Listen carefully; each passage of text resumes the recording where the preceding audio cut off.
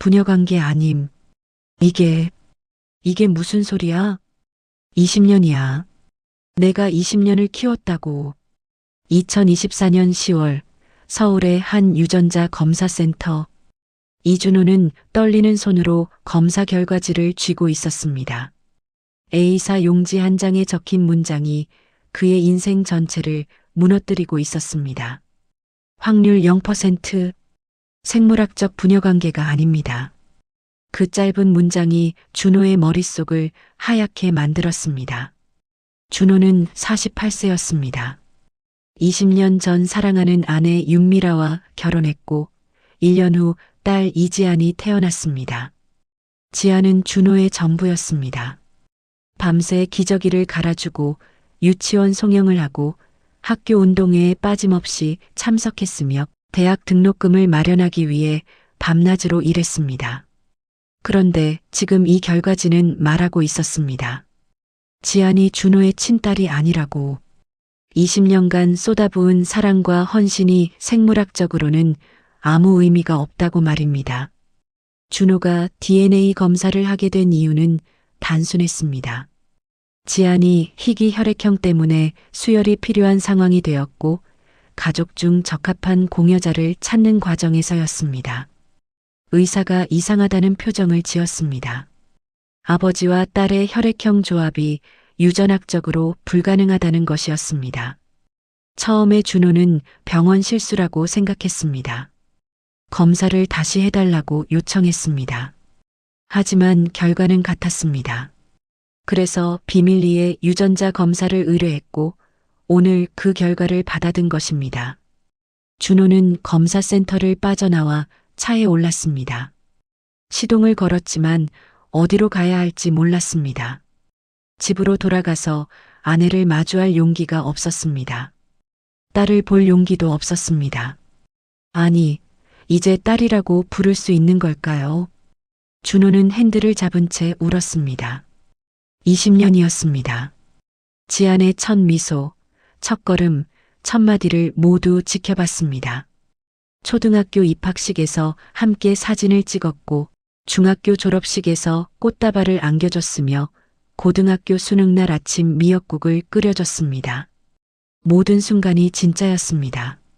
적어도 준호에게는 말입니다. 하지만 생물학은 거짓말을 하지 않았습니다. 지아는 준호의 딸이 아니었습니다. 그렇다면 아내 미라는 어떻게 된 것일까요? 준호는 생각하고 싶지 않았지만 피할 수 없었습니다. 미라가 바람을 피웠고 그 결과가 지안이라는 의미일까요? 준호의 머릿속에 과거가 스쳐 지나갔습니다. 결혼 초기 미라의 모습들, 임신 소식을 전했을 때의 표정, 지안을 낳던 날의 광경들이 떠올랐습니다. 그때 미라는 행복해 보였습니다.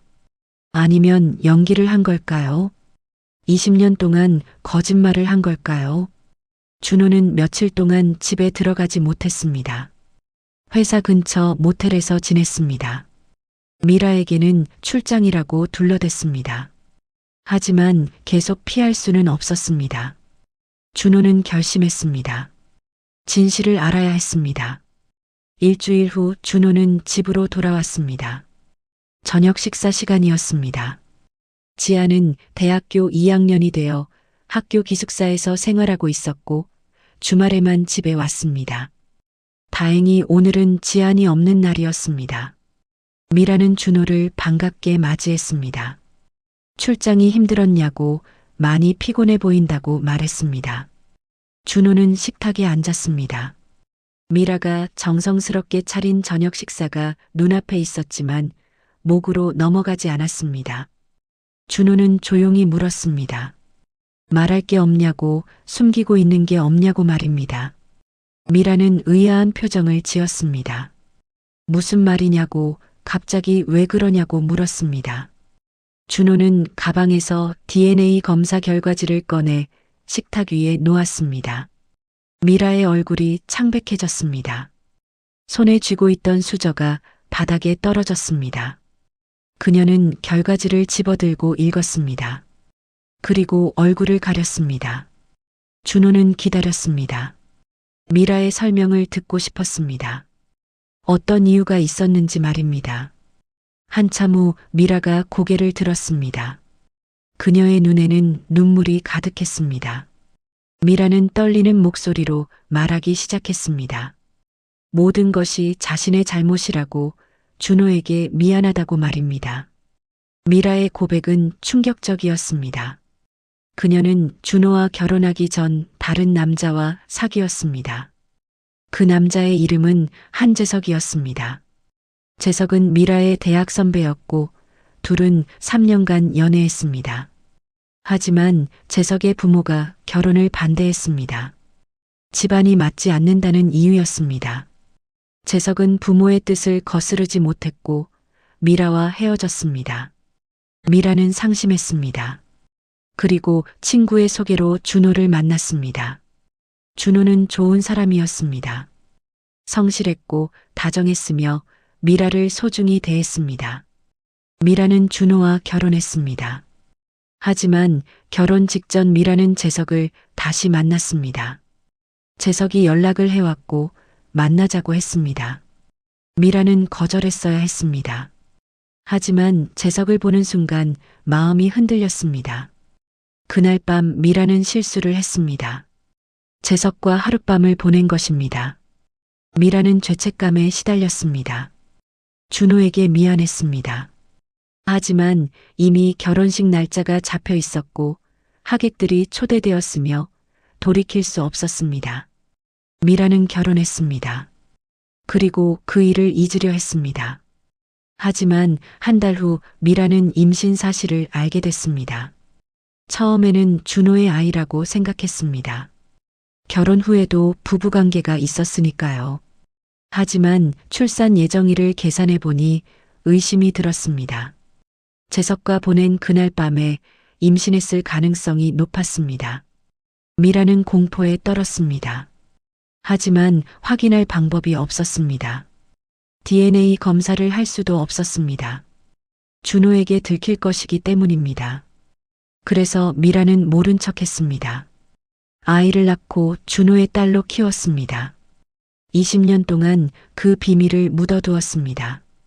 준호는 미라의 고백을 듣고 아무 말도 할 수 없었습니다. 배신감이 밀려왔습니다. 아내가 자신을 속였다는 사실, 20년간 거짓말 속에서 살았다는 사실이 받아들여지지 않았습니다. 준호는 물었습니다. 재석은 알고 있냐고, 지안이 자기 딸일 수도 있다는 것을 말입니다. 미라는 고개를 저었습니다. 재석은 모른다고, 그날 이후 다시는 만나지 않았다고, 재석은 결혼해서 잘 살고 있다고 말입니다. 준호는 웃음이 나왔습니다.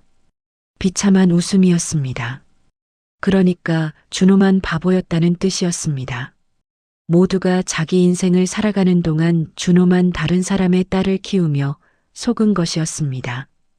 미라는 울면서 용서를 빌었습니다. 정말 미안하다고, 준호는 좋은 남편이었고 좋은 아버지였다고, 자신이 잘못했다고 말입니다. 하지만 준호는 듣고 싶지 않았습니다. 그는 자리에서 일어나 집을 나갔습니다. 준호는 방황했습니다. 거리를 걸으며 생각했습니다. 이제 어떻게 해야 할까? 지안에게 진실을 말해야 할까? 아니면 계속 모른 척해야 할까? 그리고 미라와는 어떻게 해야 할까?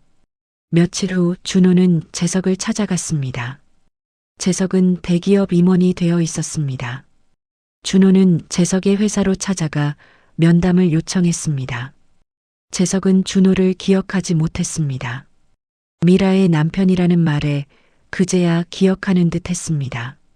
준호는 재석에게 DNA 검사 결과지를 보여줬습니다. 그리고 말했습니다. 지안이 당신의 딸일 수도 있다고, 미라와 당신이 결혼 전에 관계를 가졌다고 말입니다. 재석은 충격을 받았습니다. 그는 그 일을 기억했습니다. 하지만 그 후로 미라를 만나지 않았고 임신 사실도 몰랐습니다. 재석은 당황했습니다. 자신에게도 가정이 있었습니다. 아내와 두 아들이 있었습니다. 만약 지안이 자신의 딸이라면 모든 것이 무너질 것이었습니다. 재석은 준호에게 부탁했습니다. 이 일을 비밀로 해달라고, 자신의 가정을 지켜달라고 말입니다. 준호는 비웃었습니다.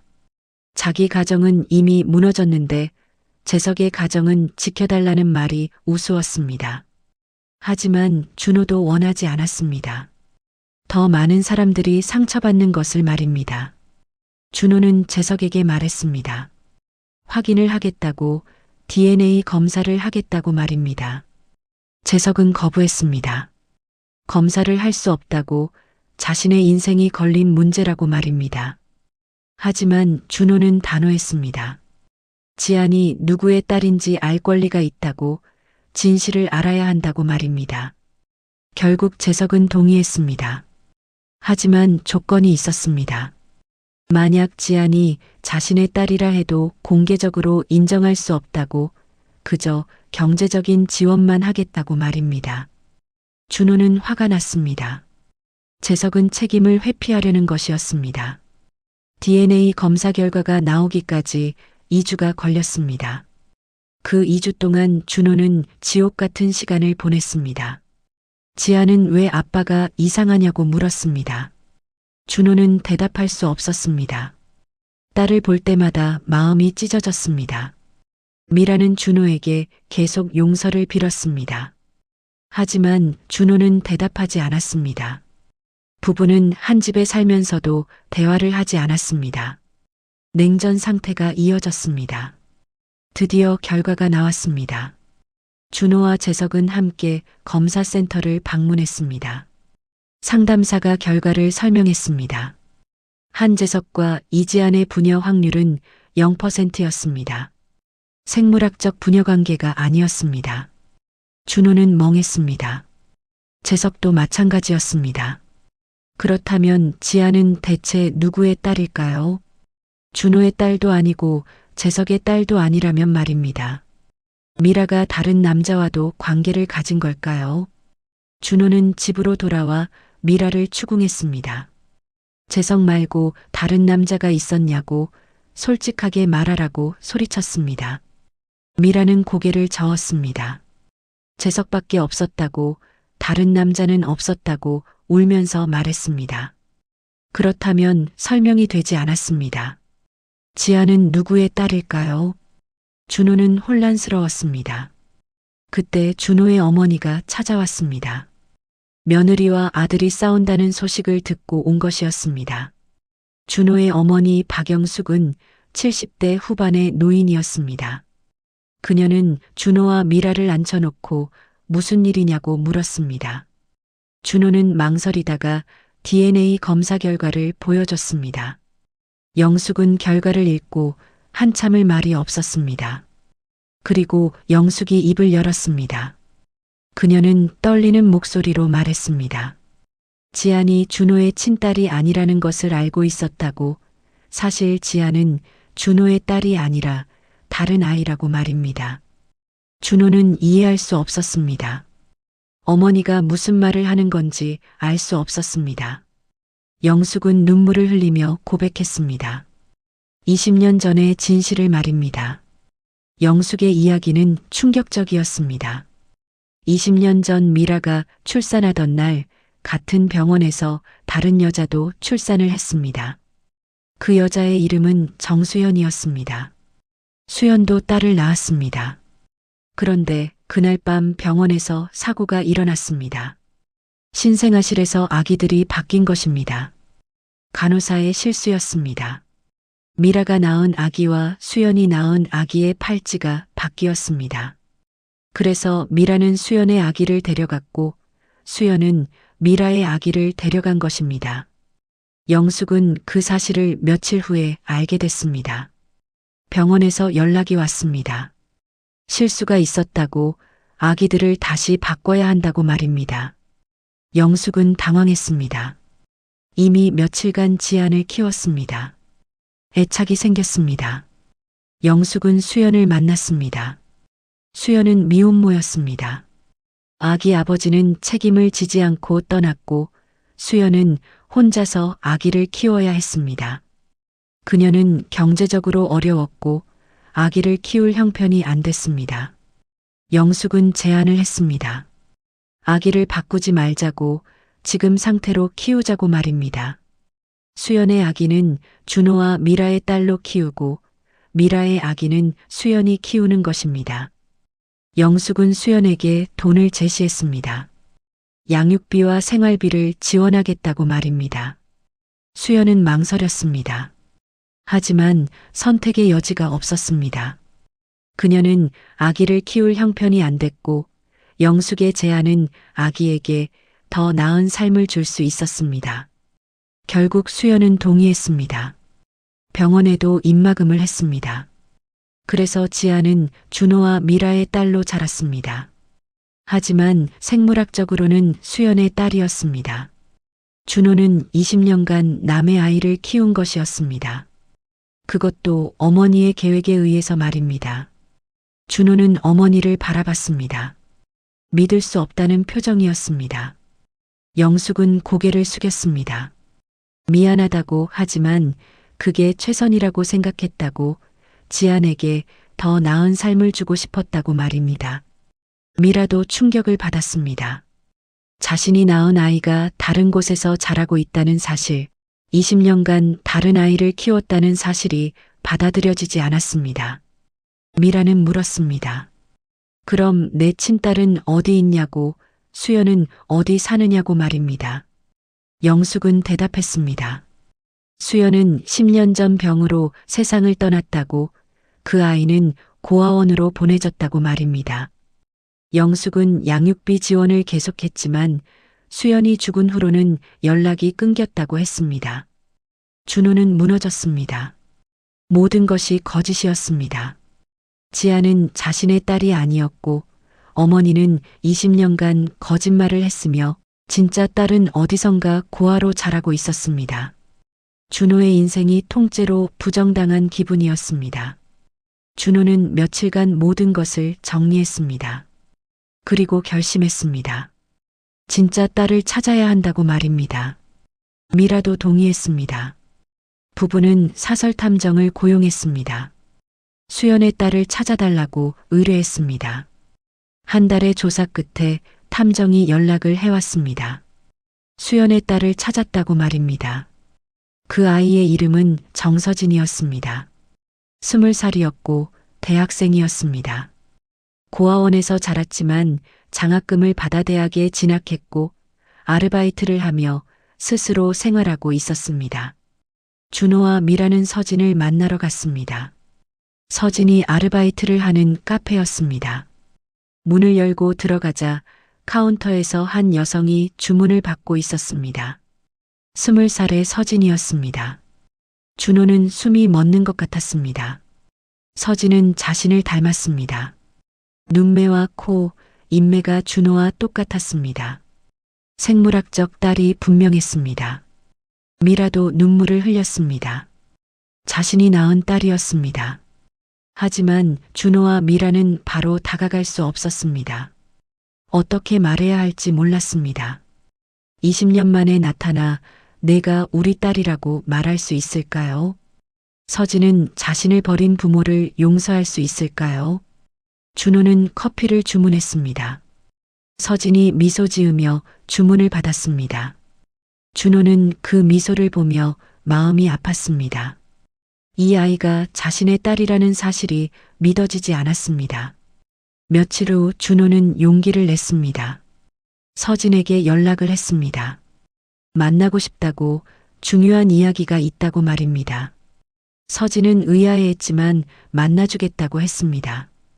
카페에서 만남이 이루어졌습니다. 준호와 미라 그리고 서진이 마주 앉았습니다. 서진은 두 사람을 번갈아 보며 물었습니다.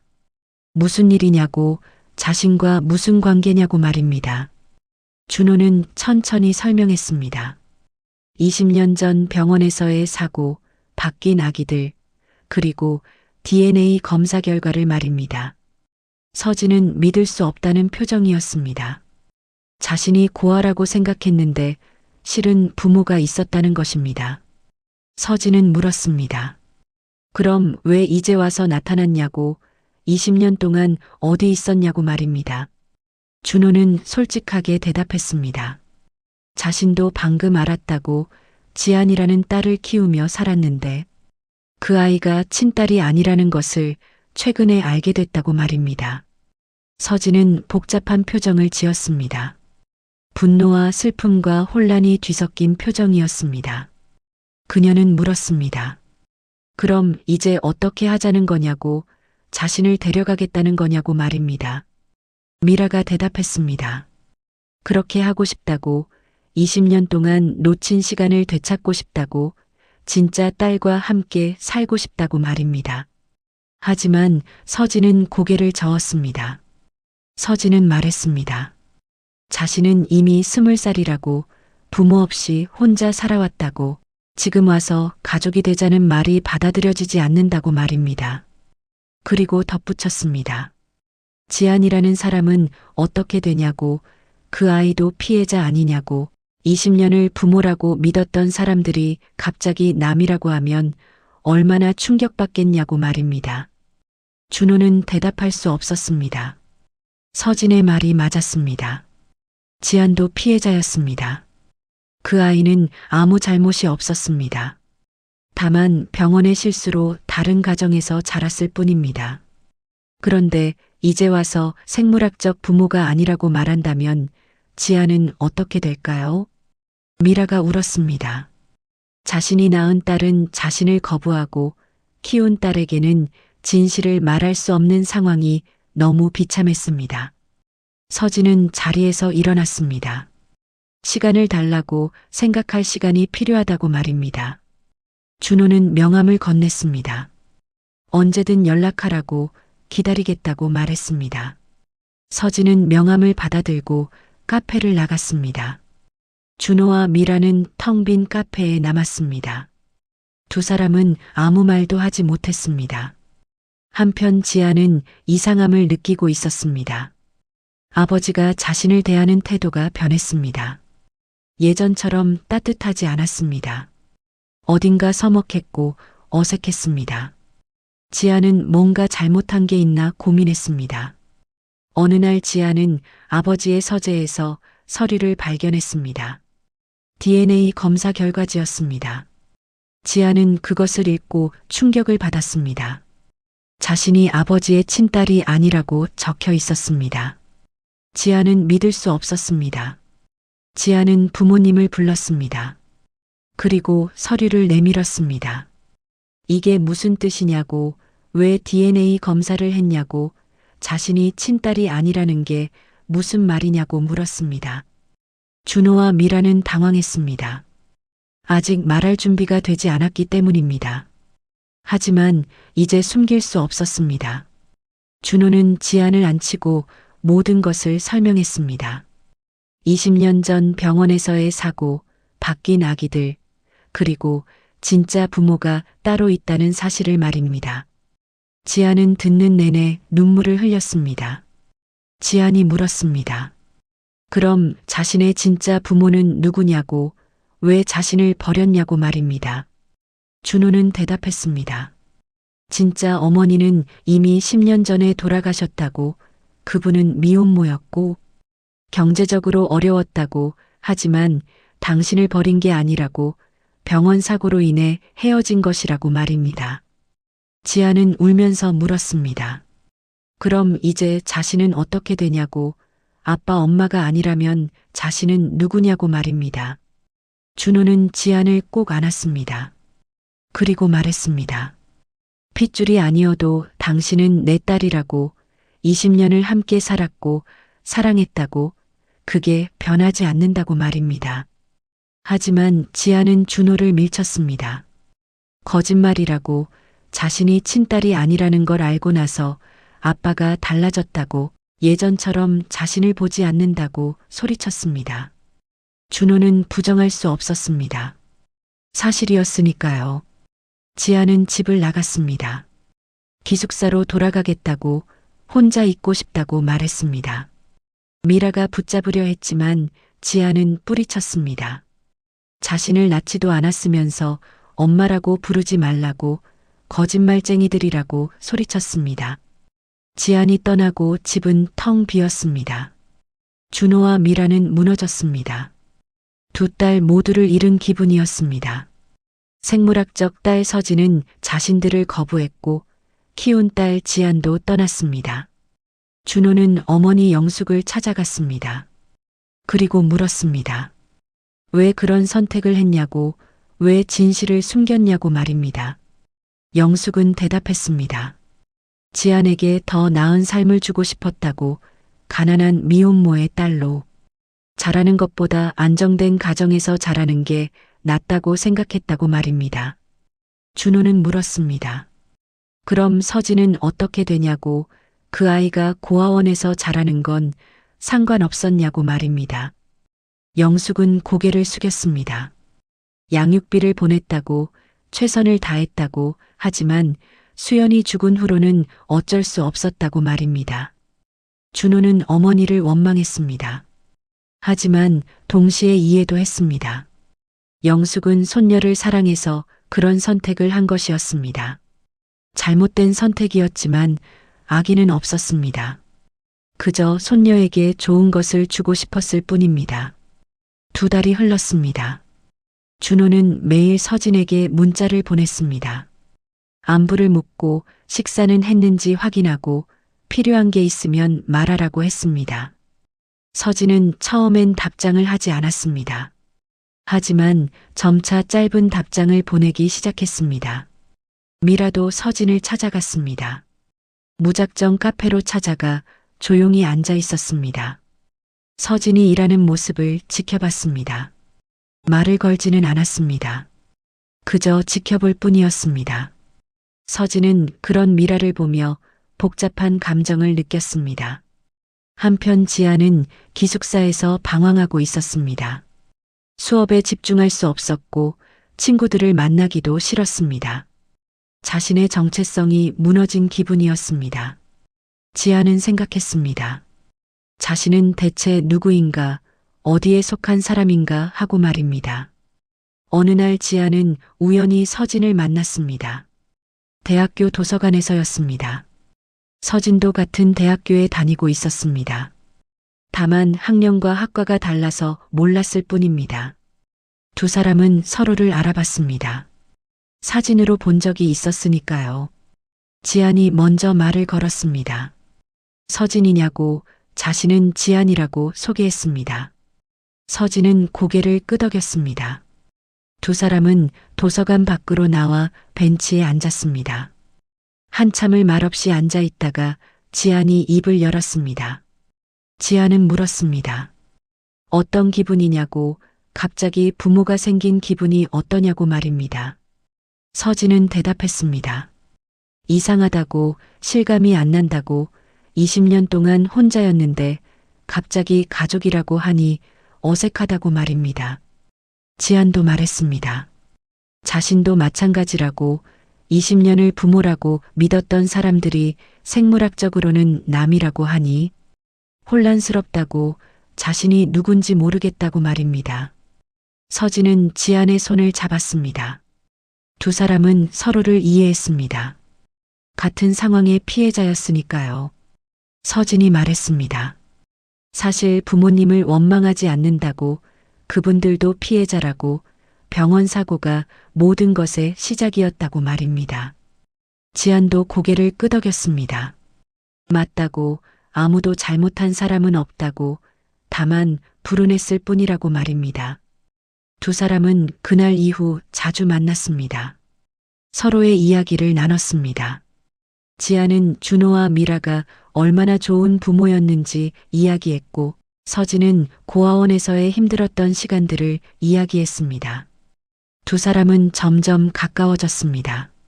한 달 후 서진이 먼저 연락을 했습니다. 준호와 미라에게 만나자고 말입니다. 준호는 기뻤습니다. 드디어 딸이 마음을 열었다는 의미였습니다. 네 사람은 레스토랑에서 만났습니다. 준호와 미라, 지안과 서진이었습니다. 식사 자리는 어색했습니다. 무슨 말을 해야 할지 몰랐습니다. 하지만 서진이 먼저 입을 열었습니다. 자신은 부모님을 용서한다고, 아무도 잘못한 게 없다고, 다만 불행한 사고였을 뿐이라고 말입니다. 서진은 계속 말했습니다. 하지만 지금 당장 가족이 되기는 어렵다고, 20년의 공백을 하루아침에 메울 수 없다고, 천천히 알아가고 싶다고 말입니다. 준호는 고개를 끄덕였습니다. 그것만으로도 감사하다고 말입니다. 지안도 말했습니다. 자신도 마찬가지라고, 혈연은 아니지만 20년의 추억은 진짜라고, 아빠와 엄마를 사랑하는 마음은 변하지 않는다고 말입니다. 준호와 미라는 눈물을 흘렸습니다. 지안이 자신들을 용서한다는 의미였습니다. 그날부터 네 사람은 새로운 관계를 만들어갔습니다. 전통적인 가족의 형태는 아니었습니다. 하지만 서로를 이해하고 존중하는 관계였습니다. 준호와 미라는 지안을 계속 딸로 대했고 서진과도 조금씩 가까워졌습니다. 서진은 준호를 아빠라고 부르지는 않았습니다. 대신 이름을 불렀습니다. 하지만 가끔 식사를 함께하고 생일에는 선물을 주고받았습니다. 미라와도 마찬가지였습니다. 엄마라고 부르지는 않았지만 함께 쇼핑을 가거나 영화를 봤습니다. 지안과 서진은 자매가 되었습니다. 혈연으로는 남이었지만 같은 운명을 공유한 사람들이었습니다. 두 사람은 서로를 의지했고 친구가 됐으며 가족이 됐습니다. 준호는 깨달았습니다. 가족이란 혈연만으로 정의되는 것이 아니라는 것을 말입니다. 함께 보낸 시간, 나눈 사랑, 쌓아온 추억이 가족을 만든다는 것을 알게 됐습니다. 지아는 20년을 함께 살았으니 딸이었고 서진은 앞으로 함께할 시간이 있으니 역시 딸이었습니다. 미라도 마찬가지였습니다. 그녀는 지안을 낳지 않았지만 20년을 키웠습니다. 그것만으로도 충분히 어머니였습니다. 그리고 서진을 낳았지만 키우지 못했습니다. 하지만 이제부터라도 어머니가 될 수 있었습니다. 반년이 지났습니다. 어느 일요일 네 사람은 함께 등산을 갔습니다. 준호가 좋아하는 산이었습니다. 예전에 지안과 자주 왔던 곳이었고 이제는 서진도 함께였습니다. 정상에 올라 도시락을 먹으며 네 사람은 이야기를 나눴습니다.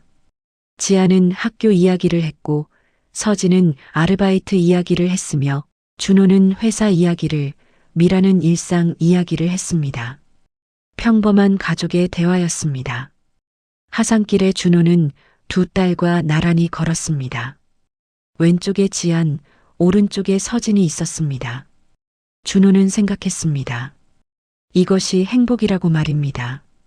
완벽하지 않아도, 전통적이지 않아도 이것이 자신의 가족이라고 생각했습니다. 1년이 흘렀습니다. 서진은 준호와 미라의 집을 자주 방문하게 되었습니다. 처음엔 어색했지만 점차 익숙해졌습니다. 자신의 방도 생겼습니다. 주말에 가끔 머무는 방이었습니다. 지아는 대학을 졸업하고 취직을 했습니다. 서진도 졸업을 앞두고 있었습니다. 두 자매는 함께 원룸을 얻어 동거를 시작했습니다. 혈연은 아니지만 가장 가까운 사이가 되었습니다. 어느 날 저녁 네 사람은 함께 식사를 했습니다. 준호와 미라의 집에서였습니다. 미라가 정성스럽게 음식을 차렸고 네 사람은 둘러앉아 식사를 했습니다. 마치 평범한 가족처럼 말입니다. 식사를 마치고 커피를 마시며 준호가 말했습니다. 고맙다고, 두 딸이 자신들을 용서해줘서 고맙다고, 그리고 이렇게 함께 있어줘서 고맙다고 말입니다.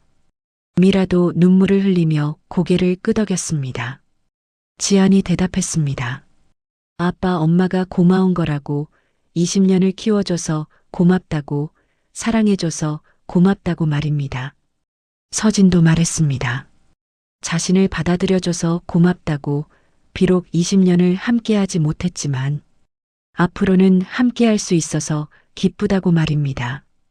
네 사람은 서로를 안았습니다. 눈물을 흘렸습니다. 하지만 슬픈 눈물이 아니었습니다. 감사의 눈물이었고 기쁨의 눈물이었으며 사랑의 눈물이었습니다. 그날 밤 준호는 일기를 썼습니다. 1년 전 DNA 검사 결과를 받았을 때 세상이 무너지는 것 같았다고, 모든 것이 거짓이라고 생각했다고 썼습니다. 하지만 이제는 안다고, 중요한 것은 혈연이 아니라 사랑이라는 것을 말입니다. 준호는 계속 썼습니다. 지아는 자신의 딸이라고, 20년을 함께 살았고 사랑했으니 영원한 딸이라고, 그리고 서진도 자신의 딸이라고, 비록 함께한 시간은 짧지만 이제부터 만들어갈 추억이 있으니 역시 딸이라고 썼습니다. 준호는 마지막으로 썼습니다. 가족이란 혈연으로만 정의되는 것이 아니라고, 함께 보낸 시간, 나눈 사랑, 쌓아온 신뢰가 가족을 만든다고, 그리고 자신에게는 이제 2명의 소중한 딸이 있다고, 그것만으로도 충분히 행복하다고 썼습니다. 준호는 일기장을 덮고 창밖을 바라봤습니다. 밤하늘에 별이 빛나고 있었습니다. 준호는 미소 지었습니다. 1년 전만 해도 상상할 수 없었던 평화였습니다. 하지만 이제는 가능했습니다. 거실에서 지안과 서진의 웃음소리가 들렸습니다. 두 자매는 소파에 앉아 TV를 보며 즐거워하고 있었습니다. 미라도 함께 웃고 있었습니다. 준호는 그 모습을 보며 생각했습니다. 이것이 자신이 바라던 것이라고, 이것이 진정한 행복이라고 말입니다. 다음 날 아침 준호는 출근 준비를 했습니다. 지안과 서진도 일찍 일어나 아침을 먹고 있었습니다. 미라가 식탁에 음식을 차렸습니다. 4사람은 둘러앉아 아침 식사를 했습니다. 준호는 두 딸을 바라봤습니다. 지아는 자신을 닮았습니다. 아니, 생물학적으로는 닮지 않았지만 20년을 함께 살아서인지 표정과 말투가 닮았습니다. 서진은 정말로 자신을 닮았습니다. 얼굴뿐만 아니라 성격도 비슷했습니다. 준호는 생각했습니다. 자신은 운이 좋은 사람이라고 말입니다. 대부분의 사람들은 1명의 딸을 키우는데 자신은 2명을 얻었다고 생각했습니다. 물론 과정은 힘들었습니다. 하지만 결과는 아름다웠습니다. 식사를 마치고 준호는 출근했습니다. 지안과 서진도 각자의 일상으로 돌아갔습니다. 미라는 집안일을 했습니다. 평범한 하루였습니다. 하지만 그 평범함이 소중했습니다. 1년 전만 해도 가질 수 없었던 평범함이었으니까요. 저녁이 되었습니다. 4사람은 다시 모였습니다. 저녁 식사를 함께 했고 TV를 봤으며 이야기를 나눴습니다. 그리고 각자의 방으로 들어가 잠을 청했습니다. 내일도 함께 할 것을 알면서 말입니다. 이것이 그들의 이야기입니다. 충격과 혼란으로 시작했지만 이해와 용서로 끝난 이야기입니다.